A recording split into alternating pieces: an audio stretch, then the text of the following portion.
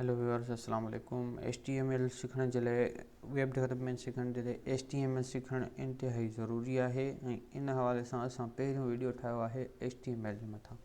त HTML हूंदो छा आहे? HTML जो एब्रिविएशन आहे हाइपर टेक्स्ट मार्कअप लैंग्वेज।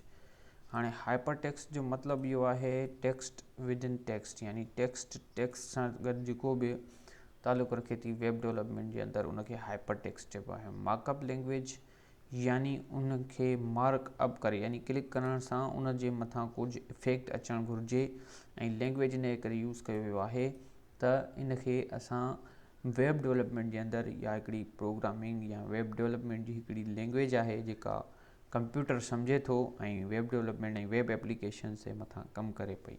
त इन हवाले सां असां हिन लैंग्वेज खे सिखंदासीं ऐं विजुअल स्टूडियो कोड जेको आहे असां वटि इन जो सॉफ्टवेयर असां इन जो इस्तेमालु कंदासीं। त असां सभ खां पहिरियां इहो कंदासीं त हिकिड़ो फ़ोल्डर ठाहींदासीं। ओपन फ़ोल्डर ते क्लिक कंदासीं जेकॾहिं असां वटि फ़ोल्डर ठहियलु आहे, न त असां अदरवाइज़ हिकिड़ो नओं फ़ोल्डर ठाहींदासीं। त अहिड़े हवाले सां असां हिते क्लिक कंदासीं। हिते ऑप्शन आहे एड अ फ़ोल्डर। हाणे एड अ फ़ोल्डर ते क्लिक करे असां हिन में को फ़ोल्डर एड करे सघूं था। जीअं मिसाल असां डेस्कटॉप खे एड करे छॾियो त असां हिते डेस्कटॉप ते ई कमु कंदासीं। त हाणे डेस्कटॉप ते असां हिते फाइल न्यू क्रिएट जो ऑप्शन बि आहे ऐं जेकॾहिं असां हिते नओं फ़ोल्डर ठाहिणु चाहियूं त फ़ोल्डर बि ठाहे सघूं था।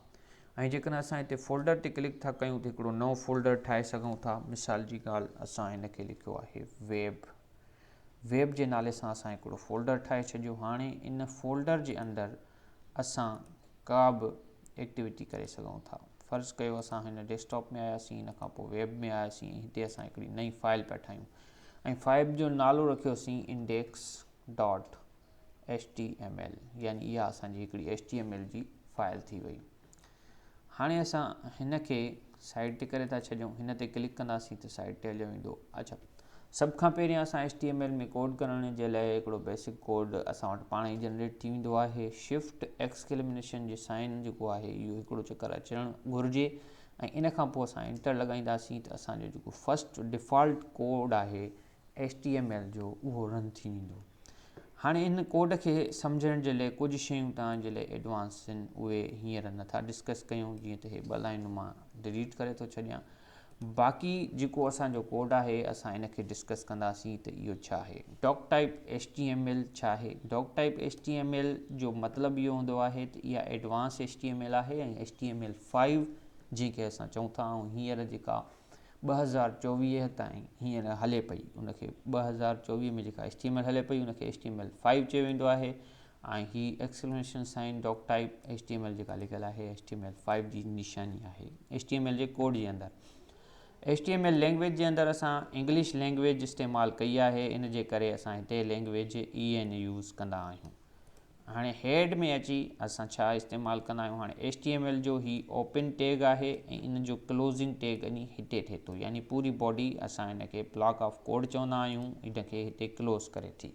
हाणे हिते टाइटल असांजो हेड जेको आहे, हेड जीअं असांजो मथो हूंदो आहे इन हिन जो हेड आहे। इन हेड जे अंदरि असांजो टाइटल हूंदो आहे, टाइटल बि इन में इस्तेमालु कयो वेंदो आहे। इन हवाले सां असां हिन टाइटल जे अंदरि कुझु बि लिखंदासीं उहो असांजी डॉक्यूमेंट्स सां गॾु शो थींदो, जेका असां इंडेक्स डॉक्यूमेंट ठाही आहे उन जे ओपन करण खां पोइ। त असां हिन बॉडी में अञा ताईं कुझु बि न लिखियो आहे। बॉडी में असां जेको बि कुझु लिखंदासीं, जीअं असां हेलो वर्ल्ड लिखियो त इहो हेलो वर्ल्ड उते शो थींदो। असां हिनखे सेव कयो ऐं हिनखे मां मिनिमाइज़ कयो आहे। हीअ असांजो फ़ोल्डर ठही चुको आहे डेस्कटॉप ते। इन फ़ोल्डर खे असां क्लिक कयो, हीअ इंडेक्स फाइल आई आहे ऐं इंडेक्स फाइल खे असां ओपन कयो आहे। त इहा फाइल जेॾी महिल असांजी रन थींदी इंडेक्स फाइल त इन में असांजो जेको कोड हूंदो उहो रन थी वेंदो। असां वटि हेलो वर्ल्ड जो आउटपुट अची चुको आहे, हेलो वर्ल्ड, ऐं असांजो जेको टाइटल हुयो उहो हिते डॉक्यूमेंट में मथे शो थिए पियो, डॉक्यूमेंट। हाणे अहिड़े हवाले सां असां हिन में जेका बि चेंजिंग कंदासीं, डॉक्यूमेंट जी जॻह ते असां जेकॾहिं पंहिंजी वेबसाइट जो नालो लिखणु था चाहियूं, जीअं मिसाल जी ॻाल्हि www.abc.com, हाणे इनखे असां सेव कंदासीं ऐं अची चेक कंदासीं पंहिंजे वेब ब्राउज़र में त छा हिते चेंजिंग आई आहे। सेव थिए, एक्सप्लोर उनखे रिफ्रेश कंदासीं त मथां असां वटि वेब ते नालो अची चुको आहे, जेका बि असांजी वेबसाइट आहे।